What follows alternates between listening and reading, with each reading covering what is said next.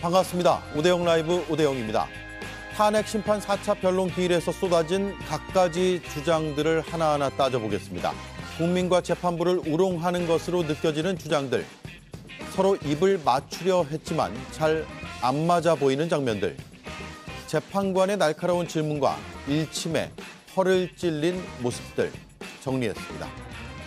설 연휴를 앞두고 발표된 여론조사 결과를 분석하겠습니다. 오늘 갤럽 조사에선 국민의힘 지지층 결집이 여전히 두드러졌고 민주당의 지지율도 상승했습니다.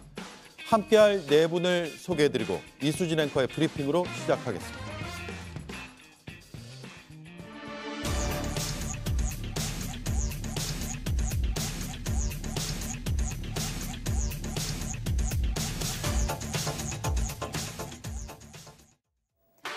국회요원 박주민, 국회요원 정청래.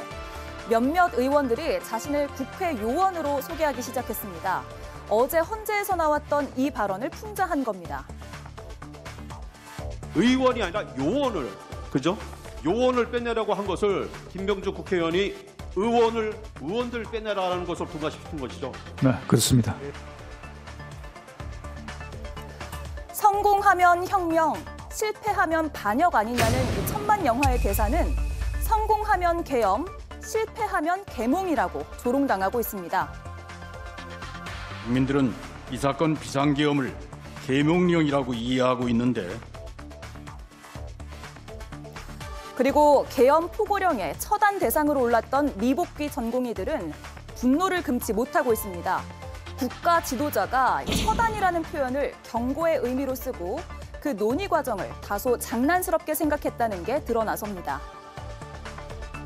또 그 왜 전공이 네. 이걸 제가 왜 집어넣냐 웃으면서 이렇게 얘기를 하니 이것도 어떤 계고한다는 측면에서 그냥 뒀습니다 해서 저도 웃으면서 그냥 놔뒀는데 그 상황은 기억하고 계십니까? 기억합니다. 지금 말씀하시니까 기억납니다. 헌법재판소에서 내란의 1~2인자가 헌법과 국민을 우롱했다는 비판이 쏟아지고 있습니다. 네, 4차 변론에서 나왔던 여러 주장들 바로 짚어볼 텐데 그 전에요. 서부지법 난동 사건에 대한 수사 내용을 잠깐만 짚고 가겠습니다. 경찰이 미성년자 1명을 추가로 체포했는데 방화 혐의를 적용했습니다. 정확히는 방화 미수 혐의가 되겠습니다. 오후에 경찰이 구속영장을 신청을 했고요. 이번 난동과 관련해서 방화 미수 혐의가 적용된 건 처음입니다. 미성년자라는 점이 또 눈에 띄네요. 이동학 의원님, 네. 여러 세대의 뭐 남성뿐만 아니라 여성도 있었는데 법원에 난동하는 난동범들이 여러 세대에 걸쳐 있는 것 같아요. 지금 네, 여러 세대 뭐 지금 70대까지 있다고 하니까요. 여러 세대에 걸쳐 있고 특히나 한 거의 50%에 달하는 숫자가 2030이라고 하는데 그렇다고 해서 전 세대가 지금 이 문제에 대해서 관심을 갖거나 혹은 저기에 간 건 아닐 겁니다. 특정 세대 그리고 그들을 다 대표하는 것도 아닐 겁니다. 그러니까 특정한 어떤 이 현상인 것이고 이 특정한 현상은 어디서 오는가? 저는 아무리 생각을 해봐도 전광훈 목사를 중심으로 한 그 기독교, 그러니까 특히나 그 모든 기독교가 아니고 특이한 그 기독교, 약간 사이비 같은 그런 기독교 중심의 어떤 세력들이 일종의 움직인 것이 아닌가라는 생각이 들 정도로 2030 청년들이 저기에서 이 기행들을 좀 한 것이고 특히나 저렇게 미성년자라고 한 저분은 06년생이라고 합니다. 그러니까 아마도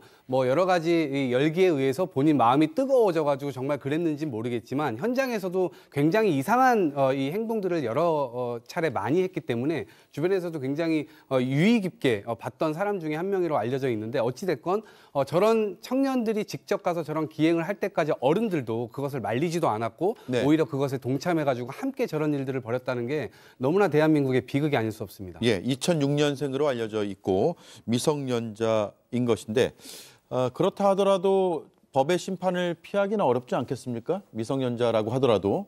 이번 서법지법 난동 사건의 관련자 그리고 이 사건을 주도했거나 혹은 방조했는 사람 다 처벌받아야 된다고 저는 생각을 합니다. 국민의힘 입장도 관련자들에 대해서는 처벌해야 된다는 입장은 분명합니다. 예. 폭력을 절대로 옹호할 마음도 없고 옹호해서도 안 된다는 입장인데요. 단지 저희가 주장하는 부분은 뭐냐 하면 왜 이렇게 사법부, 특히 법원이라는 사실 과거에는 법원에 대한 권위가 굉장히 인정됐었고 사회적으로 모두가 법원의 판단만큼은 존중했었어야 되는데 그게 지금 무너진 거지 않습니까? 그 부분에 있어서 모든 정치권이 한번 공론화해보고 심도 있게 다뤄보자는 의견이지 저희가 폭력을 정당화하거나 옹호할 마음은 없다는 점 다시 한번 밝혀드리겠습니다. 예, 조국 혁신당은 어떻게 봤습니까? 이 미성년자까지 가담한 폭도 사태요.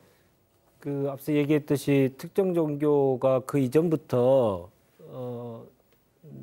한남동 앞에서 순교라는 단어를 계속 쓰면서 무엇인가를 폭동을 일으킬 수 있는 요소를 계속 강요를 해왔지 않습니까? 제가 이 방송에서도 순교라는 단어를 쓴 사람들의 정신 상태를 보면 이건 선을 넘을 사람들이다라고 하는 걸 지적을 했었고 예. 그 단어가 갖는 의미가 상당하다라고 말씀드렸는데 그게 현실이 돼버린 겁니다.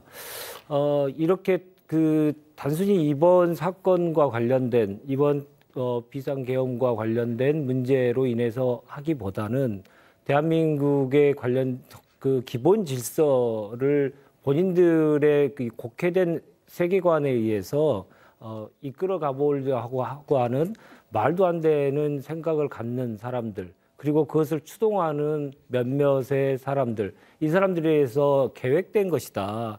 이게 우발적으로 된 것이 아니고 계획된 것이다. 저는 그렇게 봐야 된다고 생각하고요. 이거를 이번에 뭐 훈방 조치도 하고 단순 가담자는 훈방 조치도 하고 했습니다만은 그것 다 하더라도 그 배후 세력은 누구인지에 대한 조사는 분명히 이루어져야 된다. 예. 그래서 개별 한 사람 한 사람에 대한 이 처벌도 중요하지만 그 배후가 누구인 것인지 어디가 있는 것인지를 정확히 밝히는 것이 이번에 경찰이 해야 될 일, 검찰이 또 해야 될 일이다 생각합니다. 예, 김성현 의원님요. 예, 저도 같은 생각입니다. 무엇보다도 일단 이 사안 자체가 미성년자로서 봐줄 수 있는 상황이 아닙니다. 지금 특수 건조물 침입이라든가 아니면 소요라든가 거기다 방화까지 이런 정도의 것은 인명이 다칠 수도 있는 매우 중대한 범죄거든요. 그렇다면은 형사소송법의 대상이 된 이상 뭐 미성년자로서 봐줄 수는 없는 나이인 거고요. 예. 하지만 우리가 그걸 생각해 보시면 돼요. 우리가 미성년자라는 사람들을 왜 법적으로 보호를 하느냐. 이 사람들은 아직 성숙하게 자신의 판단을 하기가 좀 어려울 수 있다라고 생각을 하는 겁니다. 그렇기 때문에 우리가 뭘 합니까? 미성년자한테는 술을 팔아도 안 되고 담배를 팔아도 안 되는데 만약에 이분들이 술을 마시거나 담배를 피게 되면 누굴 처벌합니까? 그거를 판 업주를 처벌하게 돼 있습니다. 이게 똑같습니다. 미성년자가 만약 이런 범죄를 저질렀다면 이분들에 대한 부분도 분명히 처벌은 해야 되지만 그보다 더 크게 우리가 봐야 될 부분은 과연 이 미성년자에게 누가 이런 것들을 시켰는가 혹은 선동했는가 이런 부분을 꼭 따져서 반드시 처벌해야 된다 이렇게 말씀드리겠습니다. 시키거나 선동한 사람이 있으면 엄격하게 함께 처벌해야 된다는 말씀이네요. 네, 이 미성년자는 2006년생이라고 아까 전해드렸고요. 라이터로 종이에 불을 붙여서 던지는 장면이 화면에 포착이 돼서 그로 인해서 방화 미수 혐의가 처음으로 적용됐다는 점을 다시 한번 정리해드리겠습니다. 자, 본격적으로 헌재 탄핵 심판 4차 변론기일 내용을 짚어보겠습니다. 오늘 팩트를 체크해야 될 부분도 꽤 많고요. 그리고 재판부가 어떤 표정으로 증인 혹은 피소추인의 발언을 들었는가를 면밀히 살펴볼 수 있는 장면들도 하나씩 따져봐야 될 것 같습니다. 일단 첫 번째 들을 내용, 군 병력 투입과 관련한 내용입니다. 들어보겠습니다. 증인은 대통령에게 계엄을 하기 위해서는 수도권 일대에 있는 부대가 모두 들어와야 하고 1군단, 7군단 최소 2만에서 3만, 최대 5만에서 6만 병력을 동원해야 한다고 말을 했는데 대통령이 이 계엄은 아주 짧게 반국가 세력에게 경고를 하는 차원에서 하는 것이니까 소수만 동원하라고 하셨죠? 네, 그 부분에 대해서는 저도 그 다음 조금... 질문이 있습니다. 예. 제가 또 질문하겠습니다. 이에 증인이 약 3,000에서 5,000명 정도의 병력 규모를 건의드렸더니 대통령은 250명 정도만 하고 우발적인 사고가 절대 일어나지 않도록 숙련된 간부들로만 편성된 부대들 국회에 투입하라고 이렇게 지시한 바 있죠. 네, 그렇습니다. 이에 증인은 250명 가지고는 국회의 질서를 유지하고 경기하기에는 너무 부족하다라고 얘기했더니 대통령이 30명을 더 추가해서 280명으로 정했고 국회 병력을 투입하고 다만 그 인원으로는 질서 유지가 힘드니까 경찰 인력을 추가 투입하기로 그렇게 해서 질서 유지를 돕도록 하자는 것이죠. 네, 그렇습니다. 예. 네, 대체로 김용현 전 장관은 그렇습니다라고 답을 했고요. 그 앞부분에 그 부분에 대해서는 저도라고 했는데 말을 딱 잘라버리면서 계속 추가 질문이 있다라고 했는데 이렇게 답변까지 끊어가면서 질문을 이어가는 모습, 대통령 측이 준비해 놓은 그런 답변의 흐름을 유도하기 위해서 그런 거 아니냐, 뭐 이런 의구심들을 제기하는 쪽이 있는데 제 양쪽에 계신 두 분의 말씀 먼저 듣겠습니다. 저는 크게 두 가지 측면에서 봤습니다.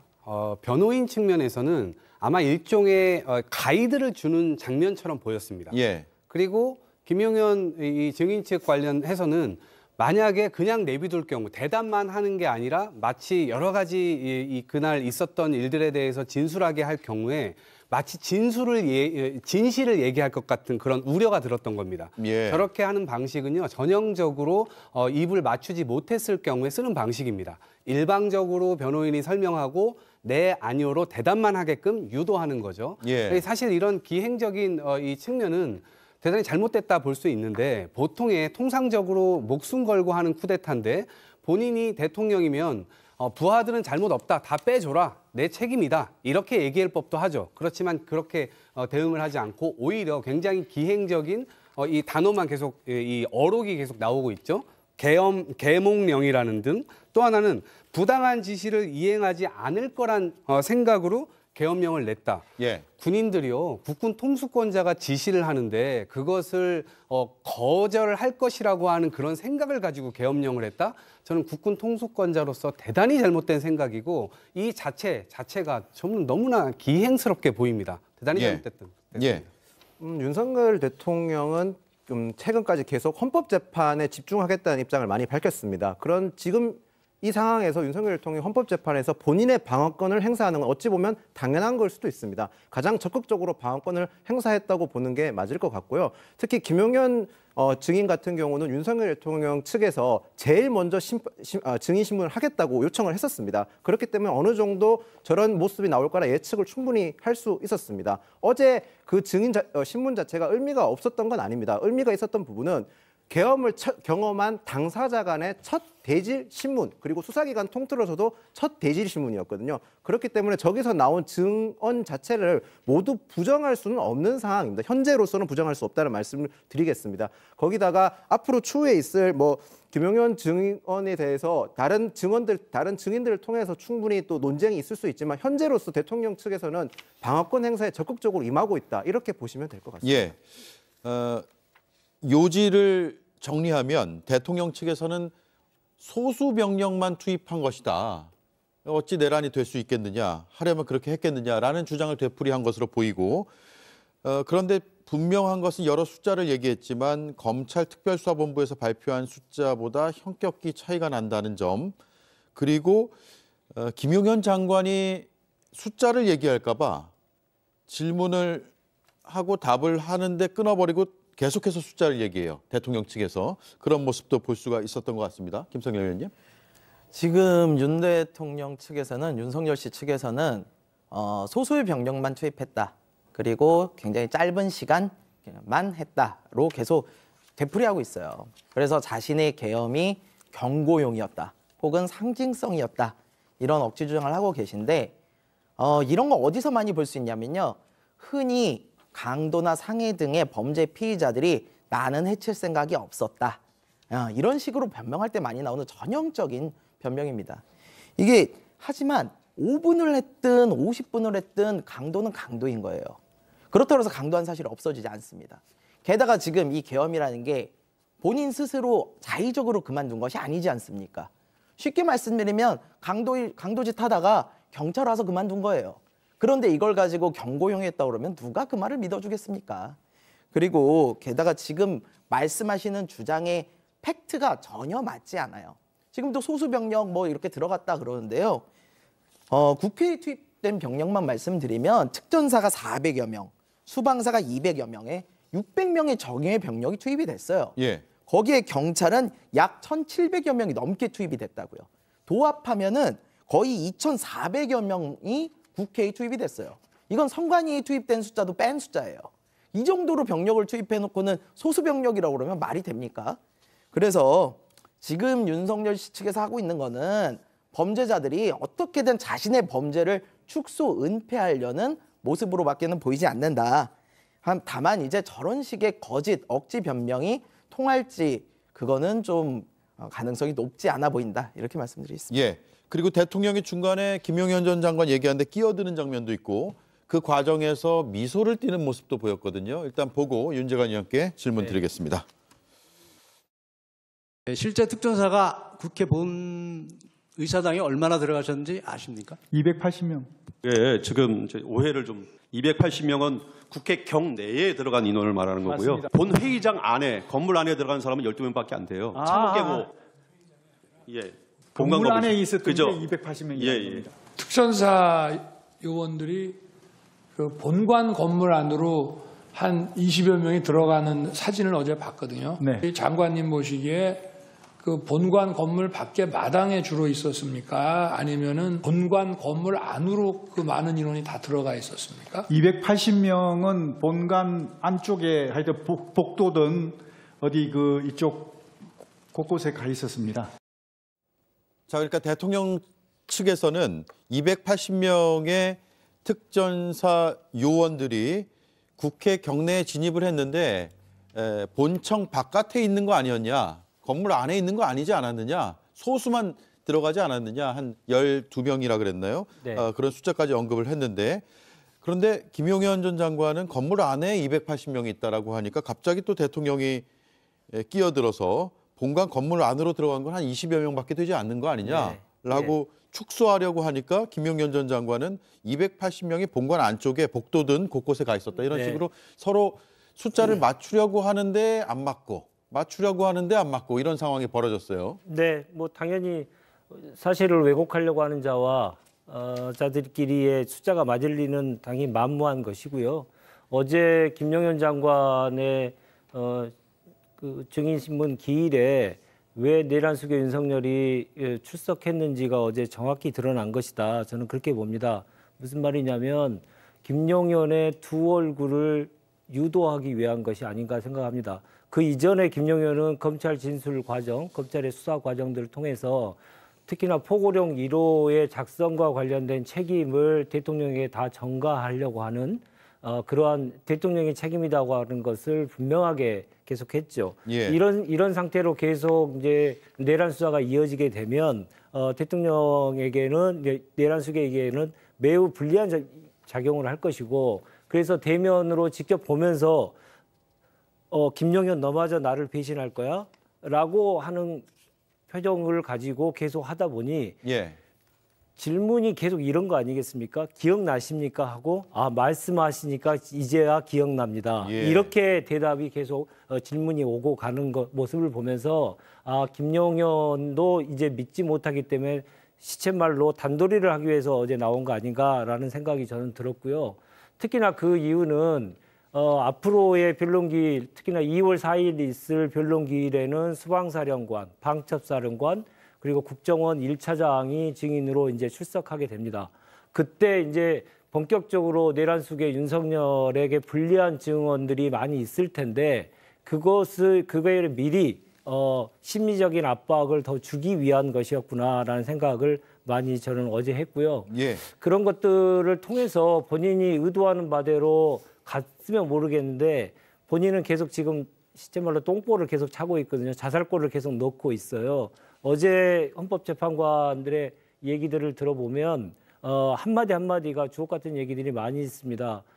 김용현이 증인신문하는 과정 속에서 국회 쪽의 질문에 대해서 답을 안 하기 때문에 그러면 당신의 말의 신뢰도가 낮아집니다라고 일침을 가하거든요.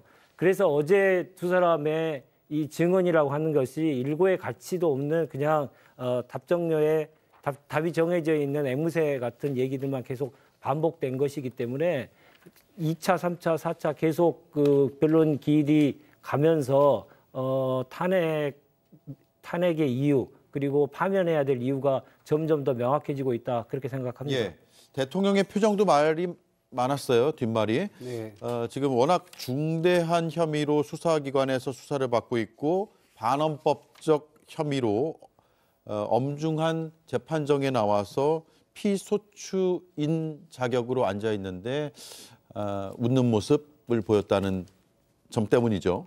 그러니까 겸허함이 전혀 느껴지질 않죠. 본인이 잘못한 것도 없고 그다음에 국민들에게 뭐 피해를 준 것도 없고 그저 놀라게 해드려서 죄송하다라는 입장만 있고 나머지는 다 세상이 지금 자기를 속이고 있다고 이제 믿는 겁니다. 예. 그리고 그러다 보니까 자신 스스로도 자기를 지금 속여야 되는 그런 상황입니다.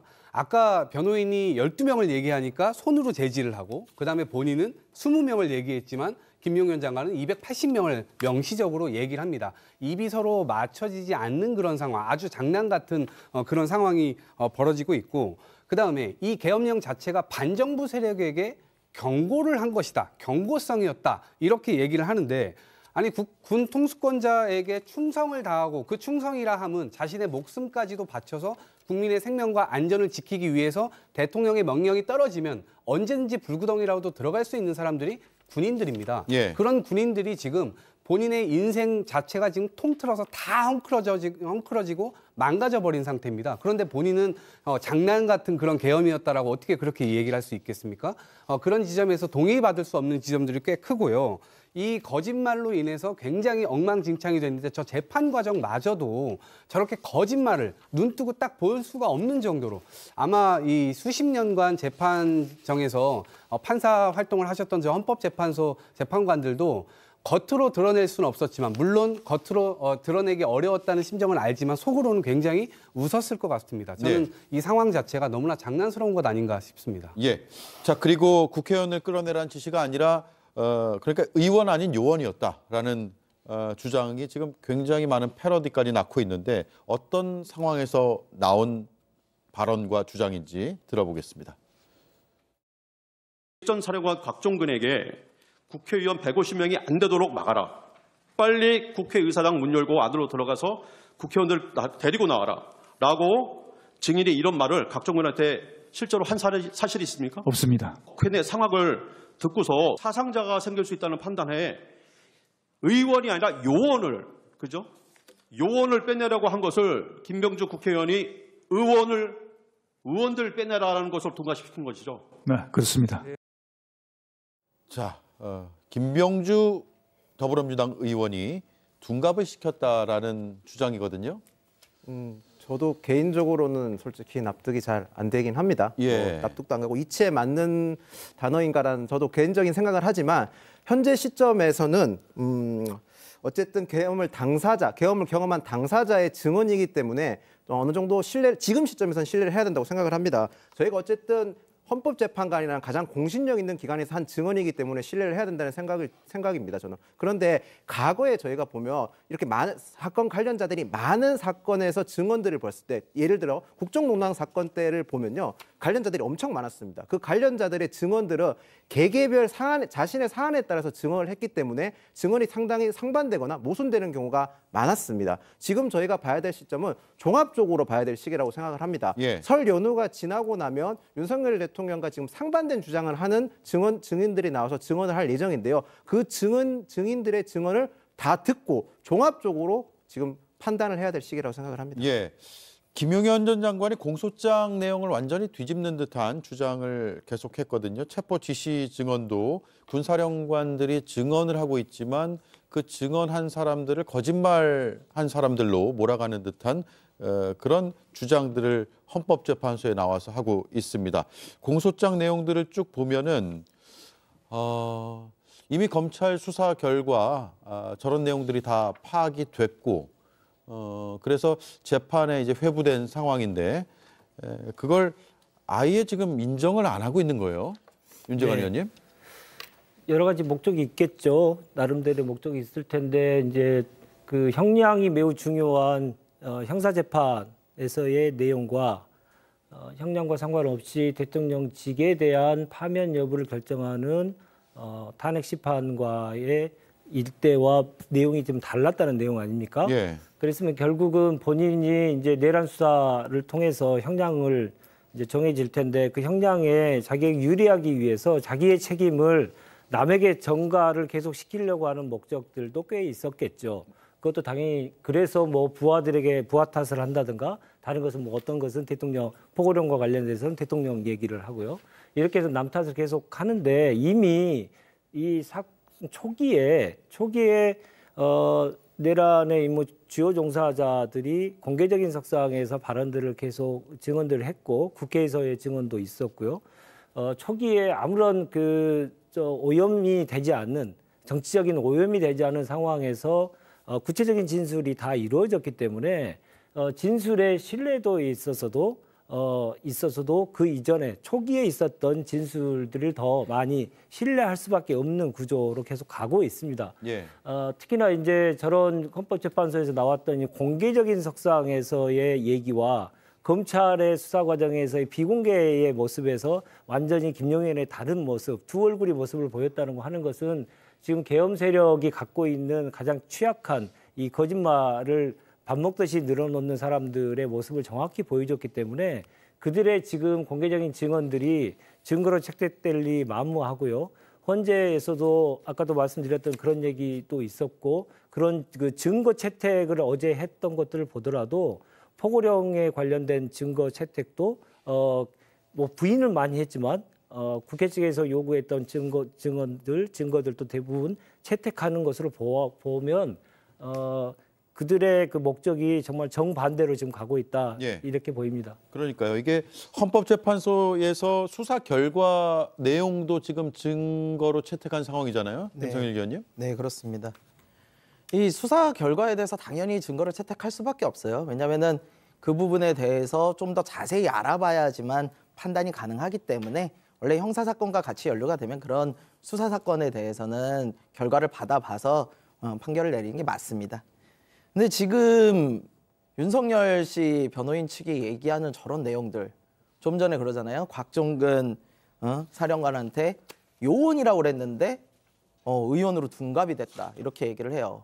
저런 거는 사실 어떨 때 쓰는 거냐면요. 곽종근이라는 특전 사령관이 내가 잘못 알아들었다 혹은 뭐 내가 오인했다 이렇게 해가지고 어떻게든 무마를 시켜보려고 하는 건데 지금 상황이 그렇게 될 수가 없어요. 왜냐하면 곽종근 사령관도 밑에다 지시를 했을 거 아닙니까? 의원들 끌어내라고. 그럼 곽종근 그분이 다 뒤집어 쓸 수 있는 내용이에요? 아니에요. 그리고 이진우 수방사령관은요? 경찰청장은요?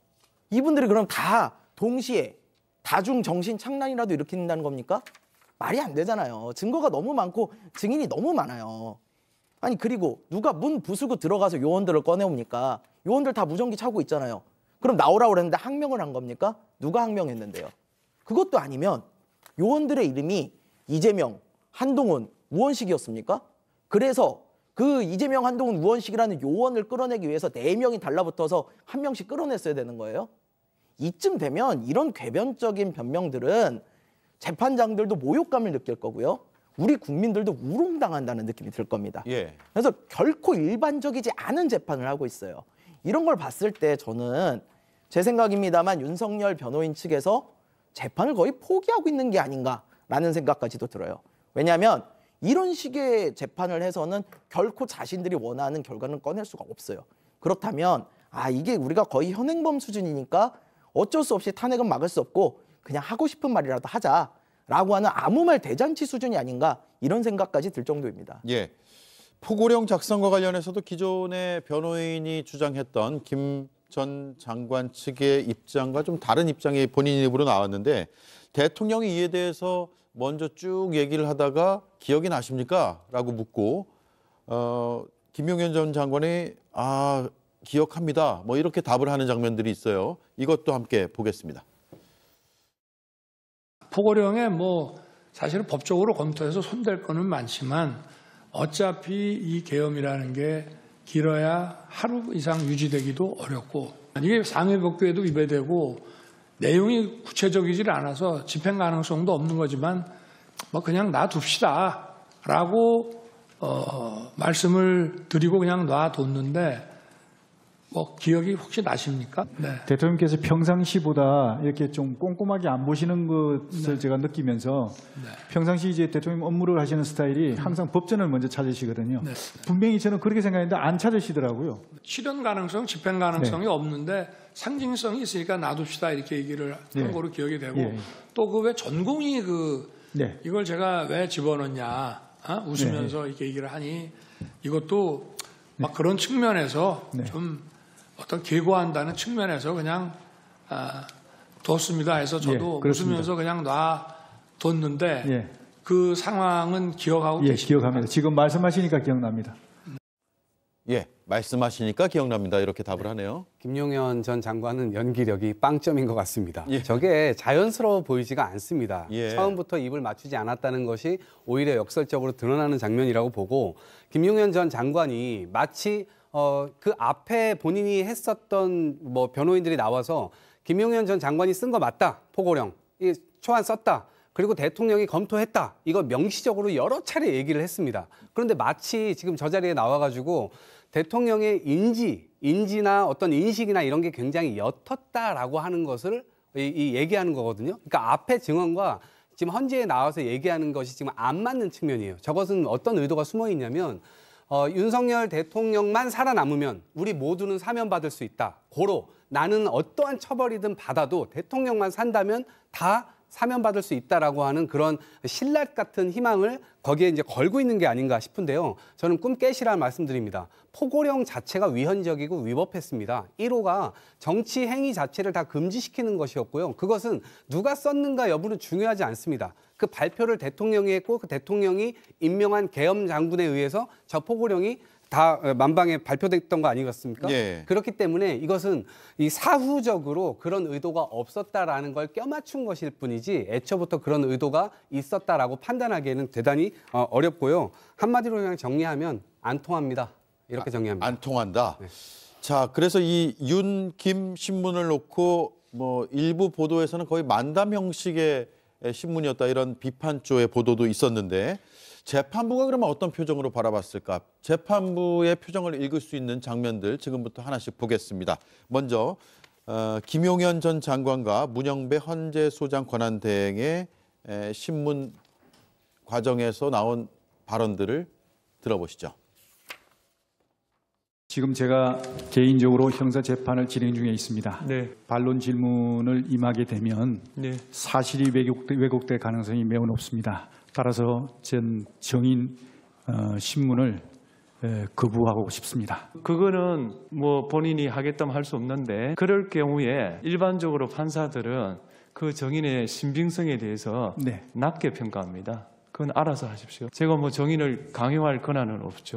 아니 잠깐만요. 여기 동석하신 분은 그렇게까지 하는 거는 동석의 범위를 다른 사람이 보기에는 정언을 코치하는 거로 보이잖아요. 하여튼 정언한테 그렇게 제 허가 없이 말을 하지 마십시오. 자, 허가 없이 말하지 마라. 그리고 강요는 안 하겠지만 하기 싫으면 하지 마라. 뭐 이렇게 문영배 헌재 소장 권한대행이 얘기를 하고 있습니다. 이 부분은 앞서 윤재관 의원이 짚어주셨으니까 한 말씀 듣고 김성열 의원께 발언권 드릴게요. 네, 그렇게 선택적으로 질문에 답을 하려고 하면 자기가 원하는 대답, 자기가 짜맞춰진 대답만 하겠다는 거기 때문에 신뢰도를 가질 수 없다는 건 너무나 상식적인 것이고요. 또 하나 어제 또 제가 주목했던 거는 비상입법기구와 관련돼서 이 질문들이 오고 가는 과정 속에서 이게 이 내란 수계와 내란 주요 주동자인 김용현이 아이디어 차원이었다. 비상입법기구 설치와 관련된 내용들은 아이디어 차원이었다. 이런 얘기를 하니까 김영두 재판관이 입법기구인 국회의 기능을 정지시킬 목적으로 보인다라고 분명하게 발언을 하신 걸 제가 보고 이게 두리뭉실하게 넘어가려고 하지 않고 증언들을 통해서 사건을 본질을 흘리려고 하는 목적을 분명하게 하나하나씩 끊어가면서 진실을 국민들에게 알리려고 하는 노력을 헌법재판소가 하고 있구나라는 생각을 어제 하게 됐습니다. 그래서 전반적으로 봤을 때 지금 헌재의 아까도 말씀드렸듯이 헌재의 변론을 통해서 내란 수계가 얼마나 이 악행을 했는지, 그리고 그 과정 속에서 국민에게 어떠한 피해를 주려고 하는 것을 했는지에 대해서 정확하게 드러날 것이고, 짜맞추기 위한 노력들은 어제부로 끝난 것 같고요. 앞으로의 증언들은 전부 다 내란 수계에 불리한 증언들이 많이 나올 텐데, 그걸 통해서 파면은 조금 더 앞당겨질 것이다, 그렇게 생각이 듭니다. 예, 김성일 의원님요. 저 장면을 보면서 헌법재판관이라는 게 정말 극한 직업이구나라는 생각을 좀 하게 됩니다. 문영배 판사께서 굉장히 젠틀하게 이야기를 하셨지만 사실 속으로는 모욕감을 엄청 느끼셨을 겁니다. 저기 있는 재판관들이요, 그냥 재판관들이 아니고요, 15년 이상 판사나 검사 등을 다 거치신 분들이에요. 그만큼 거치신 분들이 왜 중요하냐? 솔직히 말해서 딱 나와서 피의자들끼리 수신호만 주고받아도 뭔 내용인지 알고, 그 다음에 눈치, 코치 이런 거 딱 보면은 다 압니다. 지금 저기 보면 동석한 변호인이 자꾸 그렇게 증언할 때 관여하지 마세요. 이거는 딱 보기에 저건 부당한 관여한 걸 뻔히 아는 거예요. 저 정도면요, 퇴장시켜도 할 말이 없어요. 예. 그럼에도 불구하고 굉장히 나이스하게 젠틀하게 경고만 주지 않습니까? 엄청 모욕감을 속으로 느끼고 있었을 거예요. 그리고 반대신문 같은 경우도 거부하겠다 그러는데요. 사실 반대신문 같은 경우는 그냥 갑자기 하는 게 아닙니다. 이미 그 전에 준비기일 때 여기서 이거 신문할 거고요, 여기서 반대신문 할 거고요. 그래서 사전에 다 정해져 있는 내용이에요. 근데 그걸 갑자기 와가지고 반대신문을 나 안 하겠어 그래 버리니까 문영배 재판관이 그렇게 하면은 본인에게 불리할 수 있어요 라고 친절하게 설명까지 해주는 거예요.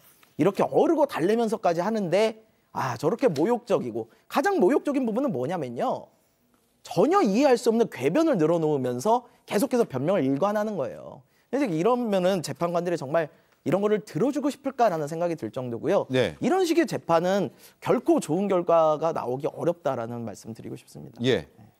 더 하실 말씀이 있으면 하시죠. 아무래도 이게 일반 재판 같은 경우는 반대 신문을 안 하게 되면 증언으로서 효과가 없지만, 헌법재판은 일반 다른 재판과 다르게 반대 신문을 하지 않더라도 증거로서 효과는 있습니다. 예. 물론 아까 윤재관 의원님께서 말씀하신 대로 법적 효력이 재판관들이 법적 효력에 대해서는 신빙성을 가질 수밖에 없는 상황이죠.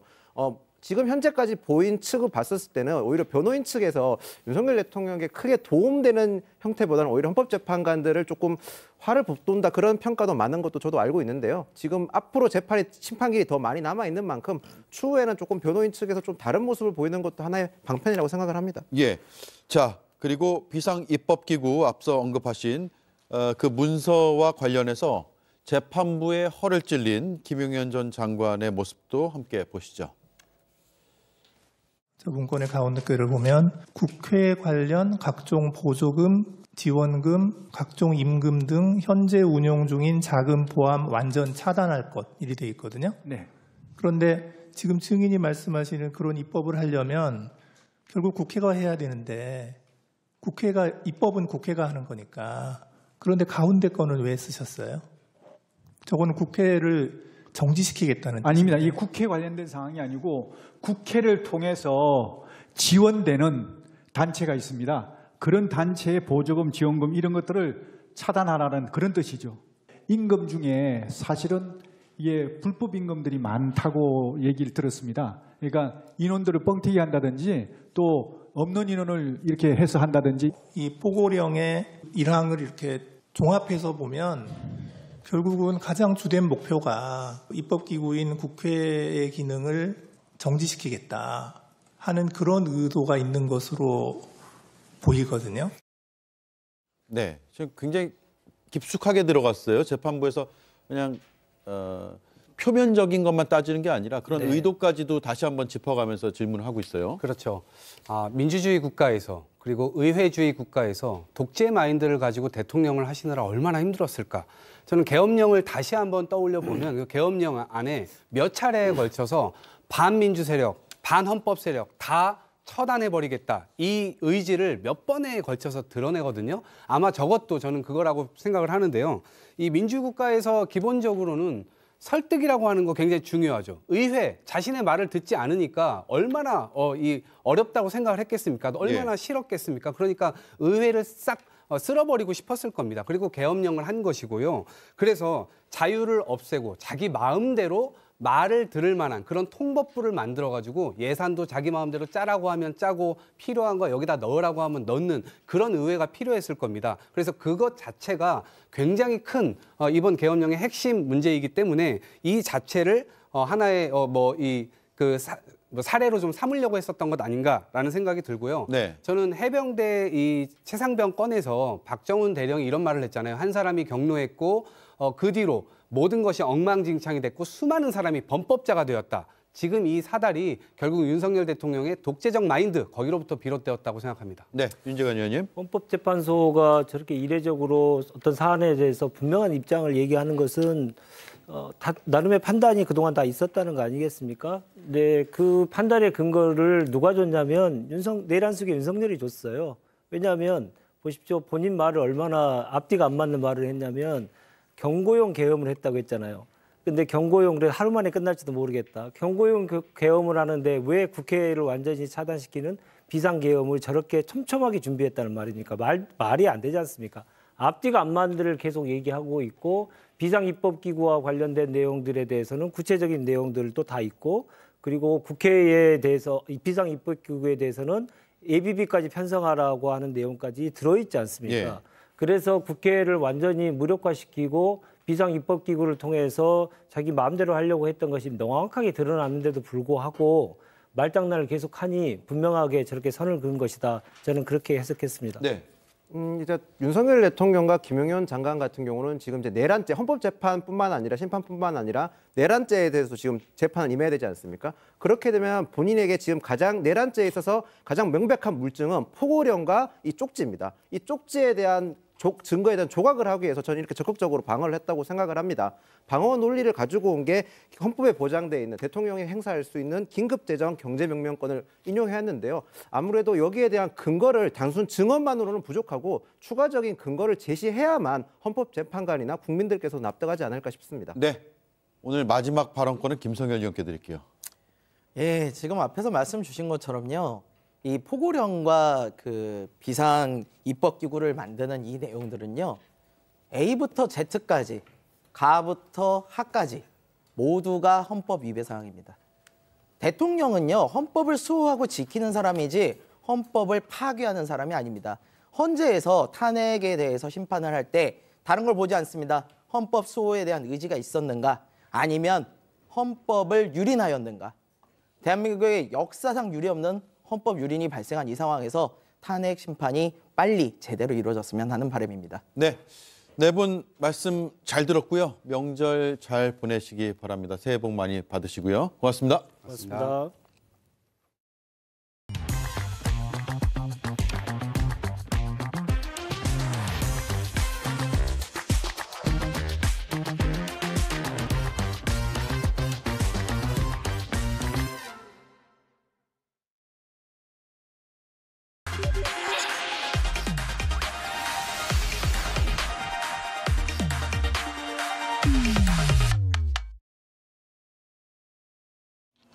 네, 오대영 라이브의 간판 코너 단도직입을 시작하겠습니다. 오늘 정치 고수 두 분의 맞수 토론, 김병욱 전 더불어민주당 의원, 민현주 전 국민의힘 의원 나와 있습니다. 어서 오십시오. 안녕하세요. 예, 지난주에 여론조사 얘기를 한참 했었는데 또 오늘 여론조사 얘기를 하게 됐습니다.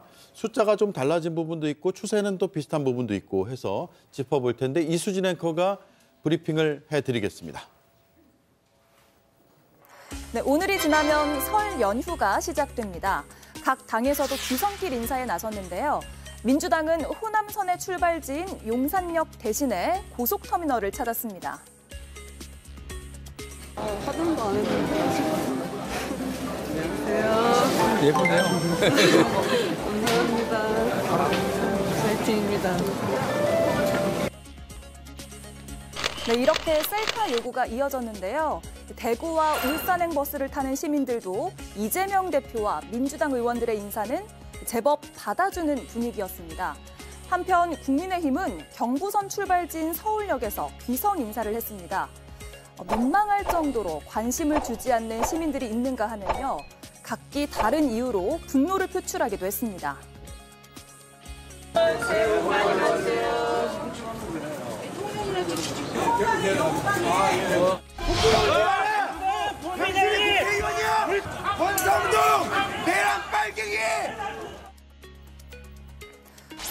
혼란스러운 탄핵 국면에서 정권 교체 의견이 50%, 정권 유지 의견도 40%인 가운데 설 이후 정치권 전망도 안개 속입니다.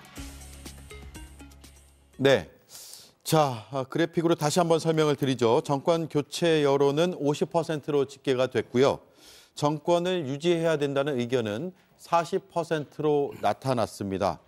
교체 여론이 높은 것으로 숫자상으로는 나타났는데 지금 탄핵 심판 국면에서 정권 유지가 40%가 나왔다는 건 어떻게 해석을 해야 될지 이 부분도 앞으로 짚어보고요. 일단 어제 이재명 대표죠. 이재명 대표의 2심 선고 일자를 예측해 볼 수 있는 결심 공판 날짜가 잡혔어요.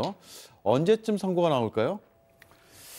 글쎄요, 이건 법원의 고유 권한이기 때문에 제가 예측한다는 게 별로 의미는 없겠지만 2월 26일이 이제 마지막 결심 공판 아니겠습니까? 예. 그러면 한 달 전후, 예. 또 한 달 후가 많은데요. 그러면 한 4월 초 정도 예상은 할 수 있겠지만은 뭐 법원 내부에서 어떻게 이걸 판단하느냐가 중요하고요. 특히 국민의힘에서는 자꾸 이재명 대표 측에서 재판을 끈다 이런 주장들을 많이 하고 있는데 사실 전혀 그게 아닙니다. 이게 검찰이 공소 사실도 제대로 확정하지 못하고 1년 9개월을 끌었습니다. 그리고 마지막에는 공소장도 변경을 한 거고요. 검찰 측의 증인이 44명, 이재명 측 증인이 4명으로 알고 있습니다. 예. 이 모든 걸 봤을 때 사실 재판을 끈 측면은 거의 없거든요. 그리고 이사를 가갖고 송달을 못 받은 그런 부분인데 그것이 마치 일부러 송달을 늦춘 것처럼 또 얘기도 하고 그래서 그런 부분은 많은 오해가 있다. 검찰 측에서 무리하게 기소를 하다 보니 공소 사실을 제대로 특정하지 못하고 그러다 보니까 공소장도 변경하고 또 무리한 기소다 보니까 증인을 과다하게 신청해서 재판을 진행시킨 검찰 측의 책임이 훨씬 많다. 이런 말씀도 분명히 드리겠습니다. 예. 2심 판결을 예측은 해볼 수가 있는데 결심 공판이 2월 26일로 잡혔잖아요. 네. 통상 뭐 아주 간단한 사건의 경우는 2주 정도 걸린다 그러고요. 좀 복잡하거나 심도 있게 논의해야 되면 한 달 정도가 소요된다고 해서 선고를 3월 말, 늦어도 4월 초 정도까지로 예상해 볼 수가 있는데 대선 구도에 영향을 줄 시점이라고 보세요? 지금 탄핵, 윤석열 대통령 탄핵 심판이 어떻게 되느냐에 따라 사실 이게 좀 왔다 갔다 할 수 있는데요. 지금 얘기 나오는 게 2말 3초 이렇게 얘기 나오고 있지 않습니까? 그러니까 2말 3초의 헌재 마지막 판결이 나오게 되면 지금 말씀하신 앵커께서 말씀하신 대로면 이재명 대표 지금 선거법 위반 관련된 결심 공판은 3월 말이 됩니다. 그렇게 되면 아무래도 대선이 이제 시작이 된 다음에 이재명 대표 관련된 선고가 나오기 때문에 만일에 3월 초에 이제 결과가 나오고 그래서 대선으로 들어가면 이재명 대표는 2심 선고 결판을 보지 못한 상태에서 대선 후보로서 민주당 후보로서 뛰게 되지 않겠습니까? 네. 물론 민주당 내에 경선을 하게 되겠죠. 근데 만일에 이 경선 이제 하는데 대선이 본격적으로 레이스가 시작됐는데 3월 말에 선고가 난다. 글쎄요. 그렇게 되면 3월 말에 나오는 선고가 대선 이후로 미뤄지는 거 아니냐. 이런 우려들이 있을 것 같아요. 네. 말로는 3월 말, 3월 중순에서 3월 말에 난다고는 하지만 3월 초중순에 대선이 결정이 되면 그러면 이재명 대표가 대선 후보로서 뛸 것이고 민주당은 경선 후보로서 뛸 것이고 그렇게 되면 그러니까 대법원에서는 이건 뭐 정치권 일정에 우리가 개입하는 거 아니냐 내지는 영향을 줄 수 있다. 오히려 이런 것 때문에 이재명 대표의 2심 결정이 늦어지면서 오히려 대선에 영향을 주는 거 아니냐 이래서 그럴 수도 있나요? 그러니까 항소심이 쭉 진행이 되고 결심 공판, 그러니까 마지막 공판까지는 했는데 대선 레이스가 한창인 시기이기 때문에 선고는 하지 않겠다. 그렇게 나올 수도 있는 우려가 있어요? 지금 나오고 있다. 민주당에서도 그런 가능성도 예측하고 있어요?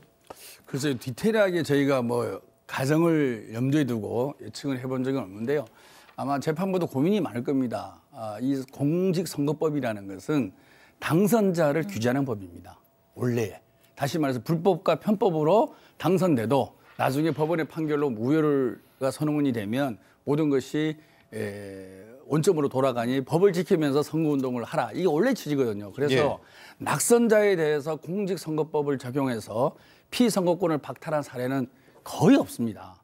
그렇기 때문에 본질적으로 이 문제가 아마 재판부가 고민이 많을 거라고 생각하고요. 네. 또 허위사실 공표 자체가 되게 해석상의 논란이 많은 건 사실입니다.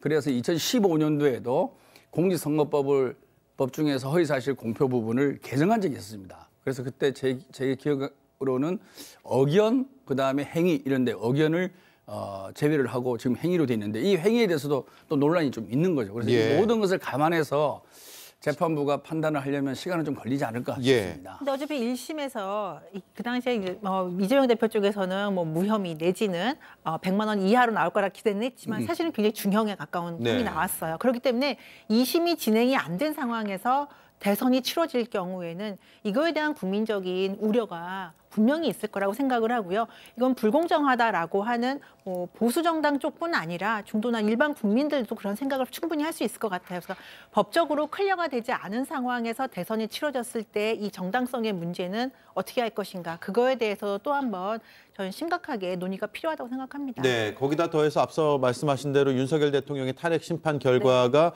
언제 나오느냐가 사실 그날로부터 60일 이내이기 때문에 대선일을 확정짓는 아주 제일 중요한 일정이 될 것 같고요. 그것과 맞물려서 항소심 결심 공판, 그 이후에 선고 여부 이런 것들이 대선에는 상당히 영향을 미칠 수밖에 없는 상황이 된 것 같습니다. 그렇다면 오늘 나온 갤럽 여론조사 결과를 보죠. 장내 정치 지도자 선호도 이재명 대표가 지난주와 동일한 숫자가 나왔고 그 뒤에 김문수, 한동훈, 홍준표, 오세훈 이렇게 나타나고 있습니다. 자, 일단 이재명 대표의 31%라는 숫자 먼저 분석을 하죠. 어떻게 보고 계십니까? 네, 뭐 좀 아쉽기는 한데요. 사실 뭐 지지율이 계속 우상향으로 올라갈 수는 없지 않습니까? 그리고 지금 보수 후보들 다 합친 것보다 이재명 대표 후보 지지율이 한 10% 정도, 8% 정도 높네요. 네, 이 갤럽 조사에서 그렇죠. 그런 면에서 보면 아직도 가장 유력한 그리고 가장 예측 가능한 대통령이 될 가능성이 높다 이렇게 볼 수 있는 거고요. 사실 최근의 여론조사를 보면은 정말 계엄 전과 계엄 후에 있어서 상식적으로 판단한 것보다는 보수의 지지율이 높은 거 아닙니까? 네. 근데 왜 높으냐 그러면 사실 김문수 후보가 1위로 올라간 걸 보면 알 수 있을 겁니다. 극우 아스팔트 지지자들이 대거 응답을 하고 있는 거죠. 그런 면에서 보면은 이 흐름 자체가 일정 정도 시간이 지나고 헌법재판소의 재판 과정을 보면은 정말 말도 안 되는 변론들을 하고 있지 않습니까? 국회의원을 요원이라 그러고 국회 예산을 없애라고 하는 부분을 국회가 지어라는 단체의 예산을 없애라고 또 궤배를 늘어놓고 이런 과정을 보면서 국민들이 단기적으로는 대통령에 대한 동정심이라든지 여러 과정에 대한 불편함 이런 것 때문에 조금 혼란스러운 부분이 있지만 그리고 가짜 뉴스에 의한 선전선동 그리고 지지자들에 대한 무차별적인 이런 그 소식지가 퍼날라가는 거 이런 부분이 있지만 시간이 지나고 헌법재판소의 심리 과정 그리고 검찰과 경찰의 수사 과정을 보면서 정말 무도하고 무능력하고 무책임한 윤석열 정권을 지지하는 국민의힘보다는 그래도 잘 준비되어 있고 미래지향적인 민주당을 지지하겠다는 그런 분위기가 올라가리라고 생각하고 있습니다. 31%의 숫자의 의미를 그렇게 보고 계시고요. 저는 이재명 대표가 아닌 누구라도 민주당 지금 유력한 대권 주자라면 이 정도는 지지율을 받을 거다. 사실은 이 이상 받을 수도 있는 가능성이 있는데 이재명 대표라서 여러 가지 요인들이 환경적인 요인들 때문에 좀 박스권에 갇혀 있는 게 아닌가라는 생각이 들고요. 이제 다만 국민의힘 그렇다고 해서 국민의힘에게 더 많은 기대가 있을 것이고 국민의힘 후보들이 대선 본선에서 뭔가 기대를 품을 만한 약진할 만한 그런 조건들이 갖춰져 있느냐 저는 그렇지는 않다고 봐요. 아직까지는. 왜냐하면 김문수 장관이 지난주에 이어서 1등이고 또 지지율이 올랐어요. 그러니까 결국에는 극우 내지는 강성 보수 지지층들이 주도하고 있는 여론조사 결과라고 생각을 합니다. 근데 지금 윤석열 대통령 탄핵 심판 관련해서 헌재 거의 생중계되다시피 지금 매일매일 보도가 되고 있는데요. 거기에 대해서 합리적인 보수라든지 중도 유권자들이 과연 얼마나 동의를 할 것인지, 그리고 윤석열 대통령을 배출한 국민의힘이 지금 반성을 하고 있지 않은 상황에서 얼마나 국민의힘 후보에게 대선에서 많은 지지를 보낼까에 대해서는 저는 솔직히 우려를 하고 있습니다. 그래서 국민의힘이 제가 거듭 말씀드리지만 이 탄핵 국면에서 반성하고 또 새로운 시대에 대한 새로운 지도자상, 새로운 미래 비전을 보여준다면 저는 지금의 여론 추세에서는 분명히 본선에서 좋은 결과가 나올 수 있겠지만 지금은 사실은 어려운 상황이라서 국민의힘 후보보다는 이제 이재명 대표의 확장성 에 더 초점을 좀 맞춰보고 싶은데요. 예. 확장성이라는 거 앞서서 말씀드렸지만 지금 사법 리스크 때문에 더 이상 확장성이 좀 많이 가려져 있는 것 같고요. 중도에서 어느 정도의 지지를 받을 수 있겠는가. 뭐 지금 이재명 대표가 신년 기자회견에서 많은 중도 성향 내지는 정책 지향성을 이제 강조하면서 이념이나 정치 지향이 아니라 나는 정말 국가를 위해서 발전, 경제 발전을 하겠다, 이제 이런 얘기로 나왔는데 이것이 과연 얼마나 국민들에게 신뢰감을 얻을 수 있을 것인지, 그리고 이걸 믿을 수 있을 만한 지속적인 정책안이 어떤 것이 나올 수 있을지에 따라서 저는 이 31% 박스권이 빨리 깨질지 아니면 더 줄어들게 될지, 숫자가 줄어들게 될지 저는 그렇게 생각을 하고요. 가장 중요한 건 이재명 대표의 재판 결과라고 생각합니다. 네, 어제 기자회견했잖아요. 이재명 대표가 지지율 문제에 대해서 겸허히 수용하겠다라는 입장을 밝혔고요. 국민의 뜻이기 때문에. 그런데 어제 기자회견 내용 쭉 들어보면 눈에 띄는 게 성장 우선주의를 내세웠거든요. 기존에 우리가 뭐 기본소득도 그렇고 여러 분배 정책에 더 방점을 찍은 거 아니었나라는 생각이 들었는데 이번에 좀 바뀐 거 아니야? 뭐가 달라진 거 아니야? 이런 생각을 표면적으로 하게 됐어요. 실제로 그런 거예요? 아니, 바뀌었다기보다는 이재명 대표에 대한 잘못된 이미지가 더 씌워진 부분이 상당히 많죠. 사실 지난 대선이라든지 경기도지사 시절의 인터뷰라든지 내용을 보면 금방 찾을 수 있을 겁니다. 그때 우리 대선 때 보면은 3프로TV라고 가장 경제 채널 중에서 유명한 채널이 있지 않습니까? 네. 제가 오다가 확인해 보니까 지금 조회수가 무려 740만 조회입니다.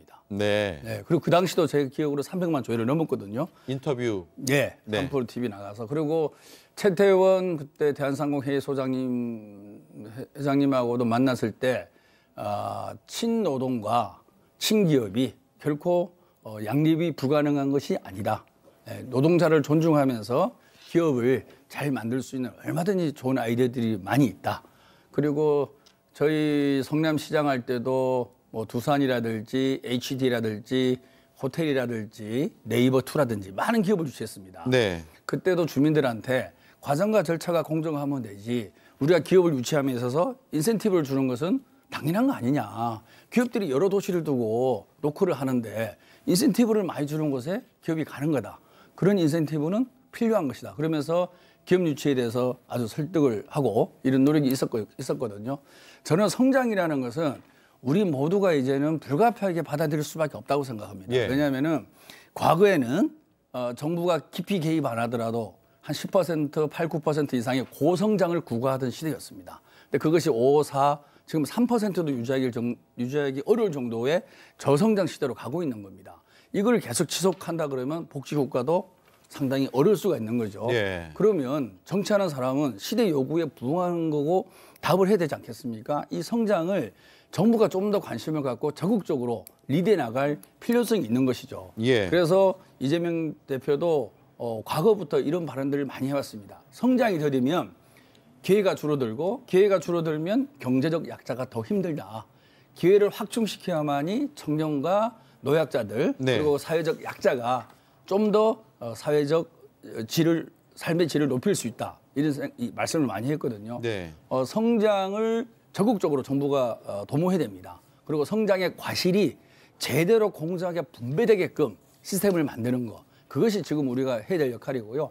이재명 당대표님께서는 그 부분에서 누구보다도 과거부터 확실한 원칙과 생각을 갖고 있고 이재명 대표가 표 때문에 최근에 생각이 바뀌고 있다. 알겠습니다. 전혀 아닌 말씀입니다. 오늘 가장 힘줘서 얘기하고 있어서 제가 중간에 한번 좀 개입을 하려다가 마지막까지 들었습니다. 예. 감사합니다. 예, 강조를 하시니까 알겠습니다. 부위원장님답게. 네. 네. 네. 어제 기자회견 중에 눈에 띄는 장면이 있었어요? 기본소득 포기한다는 예. 거죠. 그 큰 기치는. 사실 기본소득에 관련해서는 사실은 많은 논란이 있고요. 사실 논쟁점입니다. 이것이 뭐 나쁘니까 폐기해야 된다, 좋으니까 가야 된다 이런 뜻이 아니라 사실 전 세계적으로 많은 실험도 하고 있고 네. 정책적으로 논쟁이 될 만한 이슈인데 기본소득을 고집하지 않고 경제 성장, 그죠?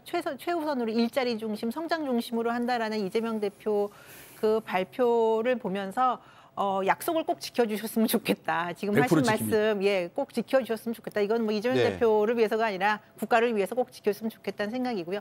이제 문제는 아까도 말씀드렸지만 이재명 대표의 이런 발언들이 얼마나 국민들에게 신뢰를 줄 수 있느냐의 문제예요. 아직까지는 저는 여러 가지 요인들 때문에 사법 리스크가 아니더라도 이재명 대표가 성남시장하고 경기도 도지사 하면서 보였던 그리고 했던 그런 행보들 때문에 신뢰감을 많이 주지는 못하고 있다. 그리고 그 당시에는 사실은 어떻게 보면 현금 지급 위주의 뿌리기 정책을 많이 했거든요. 복지 중심으로. 근데 대통령이 되면 이제까지 했던 거와 완전히 다른 모습을 보여서 정말 성장, 일자리 중심으로 복지가 최고의 복지는 성장이다, 경제 성장이다. 이 모토로 가는 것을 우리가 믿어도 되겠느냐. 예. 이런 점에서 국민들이 여전히 의구심을 가질 것 같아요. 그래서 저는 뭐 섣부르게 비판하고 싶지는 않고요. 앞으로 지속적으로 나올 테니까 민주당과 이재명 대표가 제시하는 그런 정책적 비전을 보면서 판단을 해도 늦지 않을 것 같습니다. 네. 자, 이재명 대표 얘기는 여기까지 하고 물론 지금 뭐 나머지 3김이라고 불리는 김경수, 김부겸, 김동연 지사까지 해서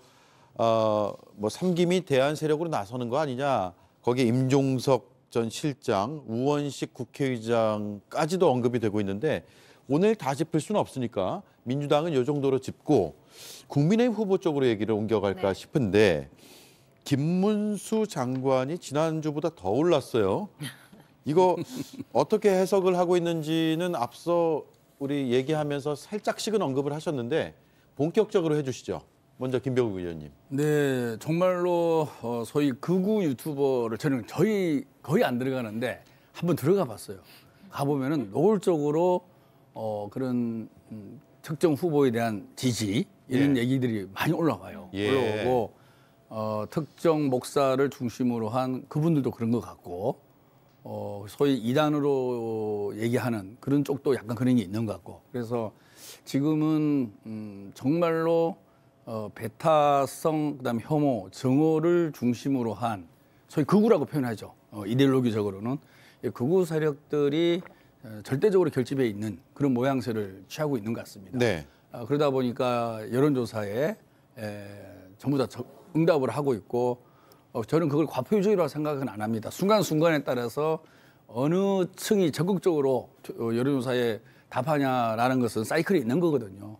그런 사이클 속에서 있는 것이고 이것들이 시간이 지나면 국민들이 진실을 제대로 알 거라 봅니다. 그동안에 들었던 얘기가 선전선동에 의한 궤변인지 정말 이 12.3 내란 계엄 사태를 잘 설명하는 그런 얘기인지를 국민들이 제대로 분간할 거라고 생각하고요. 네. 지금 우리 대한민국이 어떻게 해서 이 위기를 극복하고 새로운 대한민국을 만들어 나가고 그 주체는 어느 정치 집단이 앞장서는 것이 우리나라와 국민을 위해서 좋은지 이런 부분들을 시간이 지나면 저는 판단하고 그리고 시간을 갖고 성숙한 그런 생각들을 할 거라고 생각합니다. 그래서 지금은 일시적으로 그런 극우 아스팔트 지지자들의 투표 응답이 높은 그런 결과로 아직은 해석하는 것이 가장 합리적인 해석이 아닌가. 일시적이다? 네. 저도 일시적인 거라는 동의를 하고요. 다만 지금 윤석열 대통령 탄핵으로 인해서 상실감에 빠진 극우 내지는 강성 보수층들의 이 상실감을 달래주는 후보가 김문수 장관이라고 저는 생각을 해요. 이게 이제 국민의힘이 착각을 하면 안 되는 것이요. 윤석열 대통령이 전 검찰총장 당시에 대통령 후보로 한 번에 등극했던 게 문재인 대통령에 맞서는 모습이었습니다. 네. 그 당시에 이제 국민의힘 이제 보수정당은 제대로 문재인 대통령에 맞서지 못했는데 검찰총장인 윤석열 총장이 그 당시에 조국 장관, 법무부 장관 지명받고 청문회에 가기 직전에 그 많은 것들을 이제 수사를 하면서 문제 제기를 했고 거기에 대해서 문재인 대통령에게 당당히 맞서는 모습에 보수들이 열광을 해서 사실은 단숨에 대통령 후보까지 되지 않았습니까? 네. 그러니까 지금 김문수 장관에 대한 이 강성 보수층의 지지도 마찬가지로 윤석열 대통령의 탄핵 시기에 맞춰서 여기에 당당하게 맞서서 민주당에 맞서는 사람은 바로 김문수밖에 없었다. 이런 이미지를 지금 갖고 있는 것 같아요. 왜냐하면 네. 국회에서 서영교 의원이 전체 일어나서 사과하세요. 그럴 때도 일어나지 않았고요.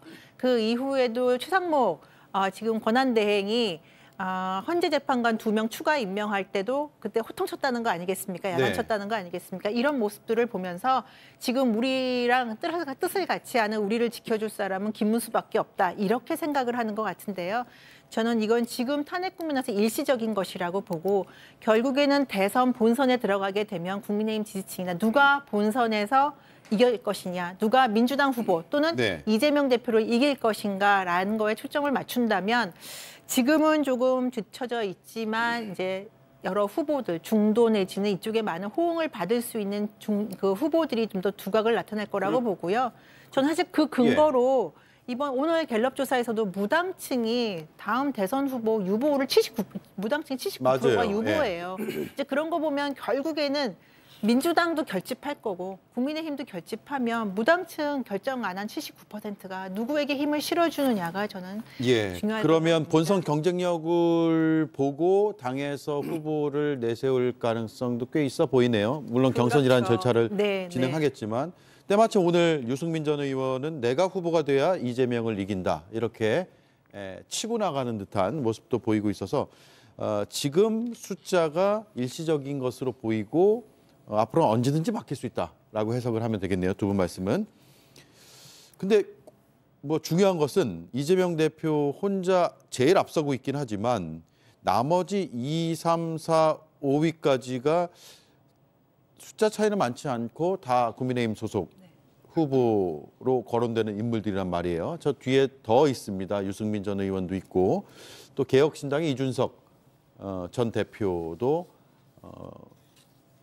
여론조사에서 조금씩 잡히고 있고 그래서 그런 것들을 다 봐야 될 것 같고 보수층에선 향후에 그래서 어떻게 움직임을 할 것인가에 따라서 또 굉장히 숫자가 달라질 수밖에 없을 것 같다는 생각이 드네요.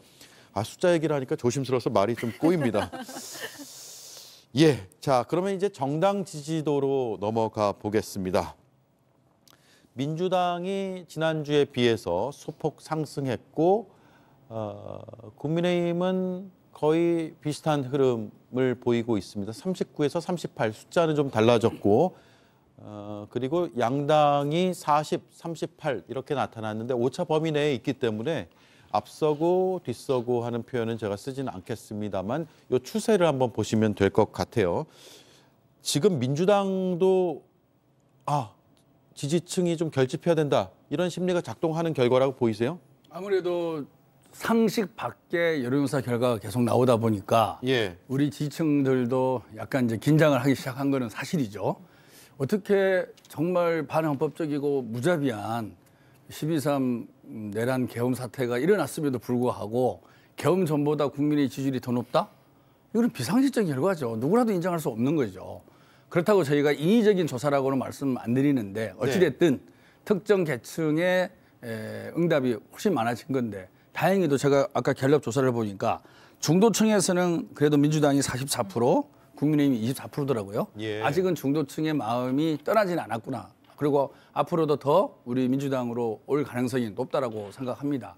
저희는 박근혜 대통령의 탄핵, 윤석열 대통령의 탄핵을 통해서 정말로 헌법을 지키는 것이 얼마나 소중하고 대통령이 말로만 하는 것이 아니라 정말 국민과 국가의 이익을 위해서 어떤 생각과 어떤 정치를 해야 되는지 이런 부분에서 많은 스스로의 고민과 생각을 할 거라고 봅니다. 그래서 정말로 국가와 민족을 위해서 어떻게 잘 준비된 플랜, 민생을 챙기는 플랜을 잘 갖춘 당과 그 후보가 어필을 할 수 있는 거거든요. 그런 면에서는 저희가 집권플랜본부도 그래서 만들었지만 계엄이 터지면서 저희가 준비를 좀 더 못하고 있는데 그런 면에서 저희 더불어민주당은 수권 경험도 있는 거고 또 이재명 당대표도 대선 후보도 했었고 성남시장과 경기도지사 또 최근에 당대표를 통해서 많은 국민들의 검증을 받았다고 생각합니다. 예. 물론 100% 완벽한 후보는 없죠.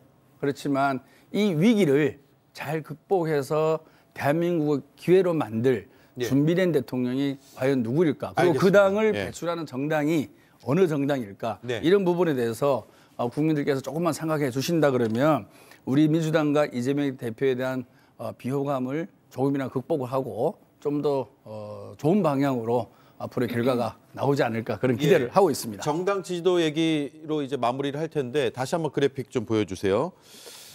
지금 양쪽이 다 결집하고 있는 모습인 것 같거든요. 이게 지금 이제 내일 모레 설인데 이 설 명절 연휴를 지나고 나면 그 결집하는 모습이 더 강화될 것으로 보입니까? 아니면 추세가 또 달라질 수 있을 것 같아요? 저는 이 추세는 결집하는 추세는 쭉 유지될 것 같아요. 쭉 유지된다. 네. 물론 어제 오늘 그 헌재 재판관 그 헌재에서 일어나고 있는 많은 심리가 많이 보도되면서 중도의 마음이 또 떠나지 않을까라는 그런 걱정들이 있고요. 그리고 강성 보수가 아닌 보수 지지 유권자들도 사실은 마음적으로 많이 상처를 받지 않을까 이제 그런 우려는 있는데요. 그렇지만 지금 저 38%를 유지하고 있는 지금 지탱하고 있는 워낙 강경 보수들이 똘똘 뭉쳐 있기 때문에 당분간은 저는 저 추세는 유지가 된다고 보고요. 다만 중도가 어디로 쏠리느냐에 따라서 아까 이제 김 의원님께서 말씀하셨지만 민주당이 확 올라가느냐 아니면 국민의힘이 조금씩이라도 더 이걸 유지하면서 상승세를 취재하느냐 보는데 솔직히 오늘 보도된 그런 헌재 심리 관련된 내용들을 보면 조금 안타까운 장면들이 많아서요. 크게 기대하기는 좀 어렵지 않나 그 생각합니다. 예. 자, 시간이 딱 맞았습니다. 두 분 명절 앞두고 차도 막히고 나오기 힘드신 이날에 함께 해주셔서 더 감사드리고요. 시청자들께서도 아마 여러 분석들을 흥미롭게 잘 들으셨을 거라고 생각합니다. 새해 복 많이 받으십시오. 네, 새해 복 많이 받으십시오. 잘 받으세요.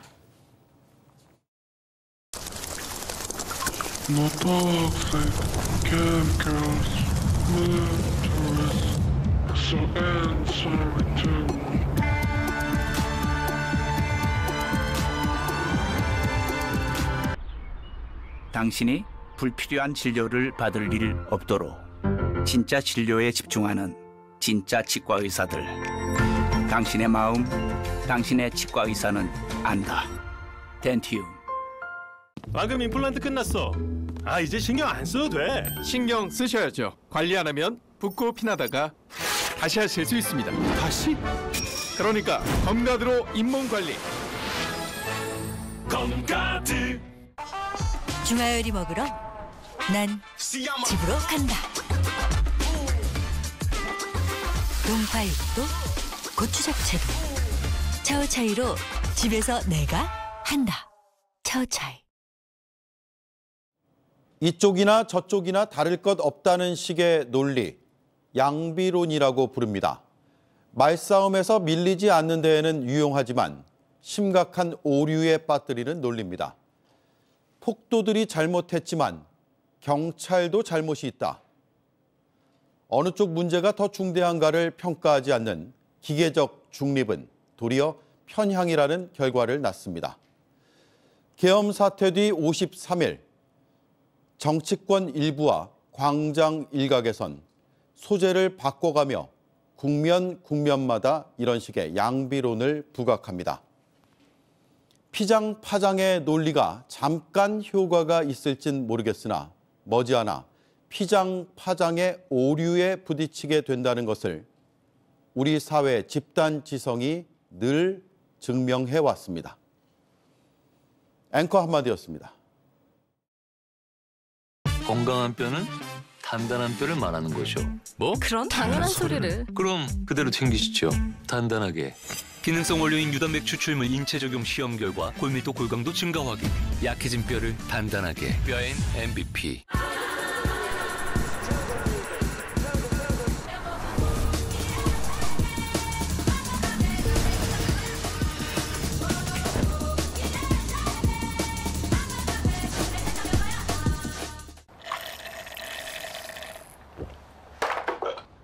너 기름 너무 먹는 거 아니냐? 어쩔 건데. 기름 먹는 엔진대 불스 원샷으로 잡는다. 연비의 샷, 불스 원샷. 아파도 못 쉬지. 못 쉬니까 안 낫지. 어떡하지? 잠깐 타임. 테라플루 타임. 따뜻한 차처럼 흡수가 빨라 감기를 빠르게. 효과 빠른 감기약 테라플루. 네, 오대영 라이브 마치겠습니다. 설 연휴 잘 보내시기 바랍니다. 연휴가 끝난 뒤인 다음 주 금요일에 뵙겠습니다. 새해 복 많이 받으시기 바랍니다. 고맙습니다.